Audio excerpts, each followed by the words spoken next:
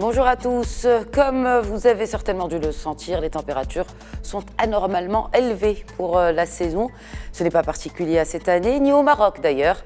La direction de la météorologie nationale vient donc de publier une étude qui démontre clairement que l'accélération du réchauffement climatique est évidente. Par exemple, la température dans la ville de Oujda, dans l'Oriental, a augmenté de 1,3 degrés entre 1971 et 2007, et puis de nouveau de 1,3 degrés en 8 ans seulement, soit de 2009 à 2017. Bref, il y a urgence, comme nous l'expliquera notre invité, Saïd Khtri, chef du Centre national du climat. Bonjour. Bonjour. Alors, quelles sont les villes où le changement climatique est le plus palpable? Les villes marocaines, bien naturellement. Au niveau du Maroc, les villes les plus importantes en termes de changement climatique sont les villes qui sont continentales. Donc, nous avons remarqué que l'augmentation de la température est très importante à Oujda, à Taza, à Bni Mellal. Elle est moins importante dans les villes côtières. Très bien. Alors, quand vous dites importante, j'ai cité l'exemple de Oujda. Donc, on parle de 1,3 degré, n'est-ce pas? Est-ce que ça se limite à cela ou il y a certaines villes où cette hausse est plus importante que 1,3 degré? Déjà, 1,3 degré, c'est très important comme chiffre. On ne le sent pas, parce qu'on dit 1 degré en 36 ans, donc entre 71 et 2007, et puis ensuite, en 8 ans, 1 degré, on ne le sent pas vraiment. On dit, bon, c'est pas beaucoup, 1 degré finalement. Or que c'est beaucoup. Hein. C'est beaucoup, mais il faut faire attention. La variation entre des années, c'est pas vraiment, c'est pas ça qui est très important. C'est la variation interdécennale qui est très importante, parce que nous avons interdécennale. D'accord, très bien. Donc, nous avons remarqué qu'il y a une augmentation de la température au Maroc entre les années 70 et maintenant, dans des zones qui dépassent 2,6 degrés, par exemple, à Taza et à Oujda, ce qui est énorme. Alors que l'augmentation de la température dans le globe, à partir de l'ère pré-industrielle jusqu'à maintenant, elle est estimée à peu près de 1 degré.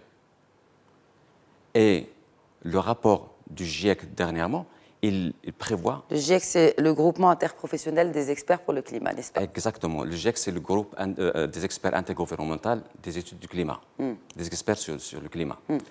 Ce groupe-là, il élabore des études chaque 6 ans sur l'évolution du climat à l'échelle mondiale. Et le Maroc, bien sûr, il suit ces études, il élabore ses études propres. Alors, où se trouve justement le Maroc? Où se trouve le Maroc? Dans quelle zone finalement se trouve le Maroc dans ce rapport du GIEC que vous venez de citer, M. Khtri? Malheureusement, le Maroc, il se trouve dans une zone qui est très vulnérable.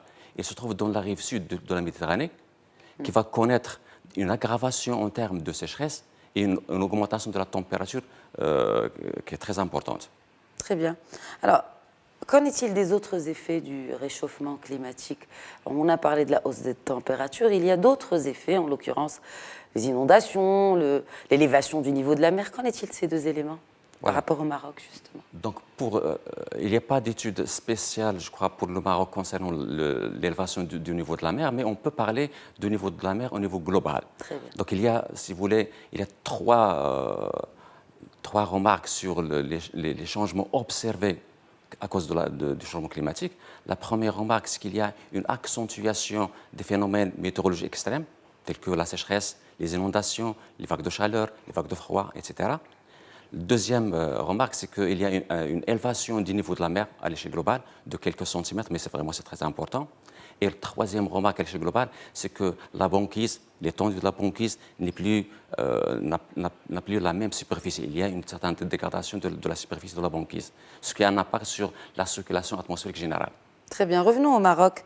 Alors, le quotidien britannique The Guardian décide de ne plus parler de changement climatique ou de réchauffement climatique, mais d'utiliser le terme urgence climatique. Est-ce que vous pensez qu'au Maroc, aujourd'hui, est-ce que ce terme-là suscite autant d'appréhension chez nous qu'ailleurs, selon vous? Tout à fait. Parler de changement climatique, c'est comme si on parle de quelque chose qui est nouveau. Alors, normalement, maintenant, le changement climatique, c'est quelque chose qui est d'acquis. Personne ne conteste qu'il y a un changement climatique, qu'il y a un changement déjà ressenti. Ce qui est important maintenant, c'est l'action, c'est réagir. Donc, le dernier rapport du GIEC, il dit que chaque degré Celsius compte, chaque année compte et chaque décision compte. Il ne faut pas attendre. Si on attend des années pour prendre des décisions, ça va impacter les générations futures. Alors, le Maroc a mis en place un plan national d'adaptation qui est toujours en cours d'élaboration. Si vous dites qu'il y a urgence, pourquoi n'agissons pas? Est-ce qu'on agit justement, puisque vous parlez de cette urgence-là au Maroc? Qu'est-ce qu'on fait? Tout à fait. Non, le Maroc il est bien connu à l'échelle internationale, qui est bien avancé en matière des mesures d'adaptation et d'atténuation. Parce que le Maroc, c'est un pays qui n'est pas un pays pollueur. Absolument. Et en même temps, il a pris des mesures pour réduire les gaz à effet de serre dans l'atmosphère.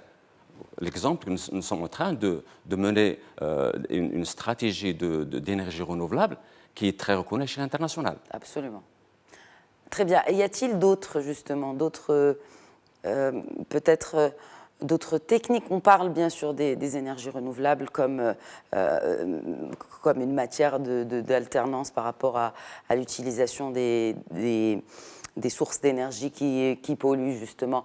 Est-ce qu'il y a d'autres choses à faire pour réduire ce réchauffement climatique? Est-ce que le Maroc, à lui seul, est-ce qu'à lui seul, déjà, il ne peut pas agir, n'est-ce pas? Mais qu'en est-il de cet accord de Paris? Qu'en est-il des autres partenaires du Maroc par rapport à l'action contre le réchauffement climatique? Tout à fait. L'accord de Paris a fait la recommandation principale est qu'il ne faut pas dépasser 2 degrés Celsius jusqu'à la fin de 2100. Et voire même ne pas dépasser 1,5 degré Celsius. Pour arriver à cet objectif-là, il faut faire des mesures très importantes. La première mesure, il faut que les sociétés changent carrément de mode de vie. Les personnes, les industriels et les gouvernements. Et il faut prendre des décisions rapides. Très bien. Mais vous Deuxième, oui, ouais. D'accord.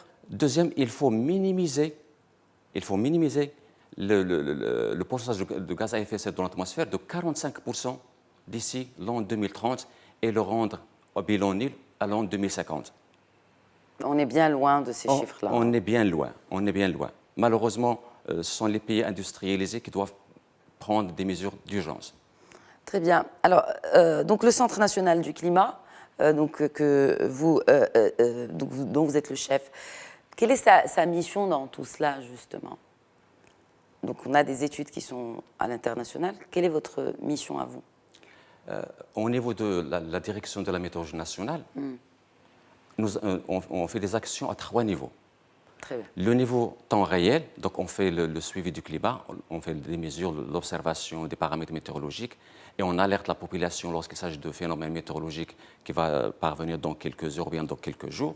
Ça, c'est la veille, ce qu'on appelle la veille climatologique ou bien la veille météorologique en temps réel. Deuxième niveau, on fait des études climatologiques sur les bases de données qui existent déjà à la météo nationale. Donc, on a une base de données qui dépasse 50 ans sur le territoire national. Donc, on fait des études de variation du climat sur le Maroc. Troisième volet, on fait des projections futures des changements climatiques. Donc, on suit les recommandations de l'Organisation mondiale de la météorologie et on a élaboré un ensemble de projections de scénarios de changement climatique sur le Maroc. La constatation, comme j'ai dit, au niveau de l'étude de passé, nous connaissons au Maroc un réchauffement de la température, surtout dans les zones internes au Maroc. Nous avons une augmentation du nombre de jours chauds, nous avons une augmentation de fréquence de la sécheresse et nous avons une augmentation des fréquences des inondations. Ce sont des constats que nous avons faits, surtout sur les 3 dernières décennies. Mais on peut les prévoir, ces sécheresses, aujourd'hui, n'est-ce pas, M. Khatri? Maintenant, on fait ce qu'on appelle la prévision saisonnière, mais ça donne une information qualitative sur la prévision des 3 prochains mois. Très bien. Mais au-delà de 3 mois, c'est un peu difficile de faire la prévision de la sécheresse. Alors, pour terminer, juste peut-être une conclusion un peu académique. Quelle est la différence entre météorologie et climatologie? La différence entre météorologie et climatologie, c'est à peu près la différence entre le temps et le climat. Très bien. Le temps, c'est l'aspect de l'atmosphère en un lieu donné et à un moment donné, précis. Et le climat, c'est l'aspect moyen sur une longue période, sur une région donnée. Donc, la météorologie, on suit le temps en temps réel. La climatologie, on suit le climat sur des laps de temps qui sont très grands. Du coup, cet été, on va vraiment sentir la chaleur. Il fera plus chaud que l'été dernier, selon vous? La prévision saisonnière actuelle, il donne que cet été-là sera normal à un petit peu plus chaud que la normale. Un petit peu plus chaud que la normale. Saïd Khadri, merci beaucoup d'avoir répondu aux questions de Médine TV. Merci à vous. Merci à tous de nous avoir suivis. Très bonne suite des programmes sur notre antenne.